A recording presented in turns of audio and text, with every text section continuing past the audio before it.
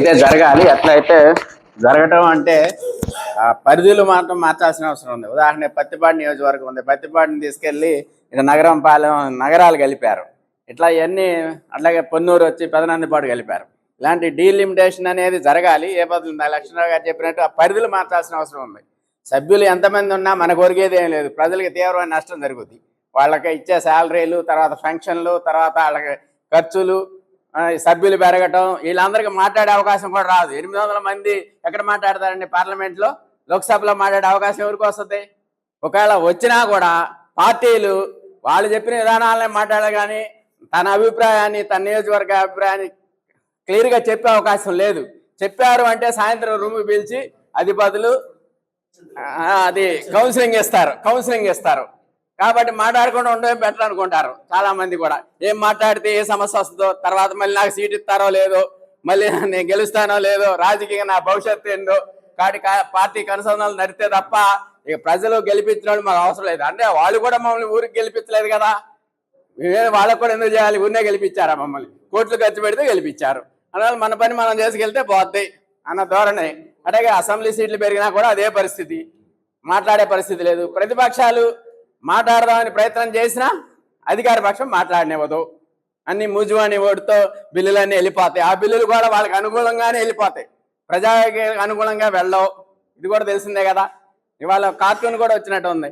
543లో reservation ఇవ్వండి, కొత్త తర్వాత చూద్దాం, అదే 2023 చట్టాన్ని అమలు చేయమని అందరూ అడుగుతా ఉన్నారు. అందులోనే ఇవ్వండి, కొత్త ఎక్కడో తీసుకొచ్చి సృష్టించి ఇవ్వడం ఎందుకు? ఉన్న దాంట్లో ముందు ఇస్తే సరిపోద్ది అన్నది.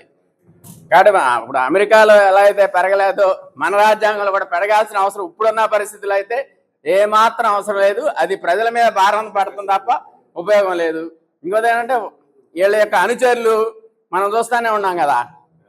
ఈ నియోజకవర్గాల్లో వాళ్ళ అనుచరుల పాత్ర, ఒక ఎమ్మెల్యే ఉంటే వాళ్ళ అనుచరుల పాత్ర ఏ విధంగా ఉందో మనకు తెలిసింది. ప్రతి ఒక్కటి గుప్పెట్లో పెట్టుకోవాలి, వాళ్ళు చెప్పింది తినాలి, అన్ని ఎమ్మెల్యే గారు భజన చేస్తూ ఉంటారు. ఈ పరిస్థితి కూడా చాలా చట్ట విరుద్ధమైన కార్యక్రమాలు జరుగుతూ ఉన్నాయి. ఇవన్నీ కూడా నేను వార్తలో ఒక్క పత్రిక ప్రచురించింది, నేను వేసాను కూడా. సురేష్ గారు చదివారు. కథలు ప్రింట్లు తీసుకొద్దానికి కుదరలేదు. కాబట్టి ఏ విధంగా చూసినా కూడా ఇప్పుడున్న పరిస్థితుల్లో నియోజకవర్గాల పెంపు మాత్రం ఏమాత్రం అవసరం లేదనేది నా వ్యక్తిగత అభిప్రాయం. ఎందుకంటే లోక్సభ చూస్తున్నాం, రాష్ట్ర అసెంబ్లీలు చూస్తున్నాం, చర్చలు ఏం జరగట్లేదు, ప్రజాహితమైన కార్యక్రమాలు ఏం జరగట్లేదు, ఆ చట్టాలు కూడా రావటం లేదు. యాక్చువల్గా వాళ్ళ పని చట్టాలు చేయడం వరకే, కానీ వాళ్ళు ప్రతి చిన్న విషయాన్ని ఆ డివిజన్ స్థాయిలో కానీ, కార్పొరేటర్లు కానీ, ఎమ్మెల్యేలు కానీ, ఎంపీలు ప్రతి చిన్న విషయంలో ఇన్వాల్వ్ అయ్యి పోలీస్ స్టేషన్లో కేసు పెట్టాలన్నా కూడా ఒకసారి ఎమ్మెల్యేకి చెప్పిరండి, లేదా ఒక కౌన్సిలర్కి చెప్పిరండి అనే పరిస్థితి ఈ దేశంలో వచ్చింది. అసలు రాజ్యాంగం ఏమైపోయింది? రాజ్యాంగం దీని గురించి ఆలోచిస్తుంది, కానీ ప్రజలకి ఏం చేయమని చెప్పింది ఎవరన్నా ఆలోచిస్తున్నారా? మరి అలాంటి ఆలోచించే వాళ్ళకి మనం ఓట్లు వేస్తున్నామా? మన దేశంలో మన రాష్ట్రంలో 3 ఒకటే అని తెలుసు, కానీ బంపర్ మెజార్టీతో గెలిపించాం. ఇవన్నీ బీజేపీతో కలిసి ఉన్నాయని తెలుసు, అది ప్రజా వ్యతిరేక కార్యక్రమాలు దేశవ్యాప్తంగా జరుగుతున్నాయని తెలుసు. కానీ సరే మనం ఆ పొత్తున్న 3టినే గెలిపించాం, కానీ వేరే వాళ్ళని గెలిపించలేదు కదా మనం. మనం కూడా ఓటర్ ఆలోచన విధానం మారాలి.